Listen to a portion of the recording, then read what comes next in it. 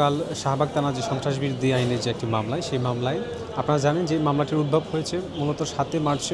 জাতির পিতা বঙ্গবন্ধু শেখ মুজিবুর রহমানের যে ঐতিহাসিক 7 মার্চের ভাষণ, সেই ভাষণটি ঢাকা বিশ্ববিদ্যালয়ের শিক্ষার্থী আসিফ আহমেদ সৈকত তিনি তার শহীদুল্লাহ হলের পাশেই তিনি সেই ভাষণটি বাজাচ্ছিলেন এবং পরবর্তীতে তাকে পুলিশ ধৃত করে শাহবাগ থানায় নিয়ে যায় এবং শাহবাগ থানায় নিয়ে ওনাকে সন্ত্রাসবিরোধী আইনে একটি মামলায় গ্রেফতার দেখিয়ে গতকাল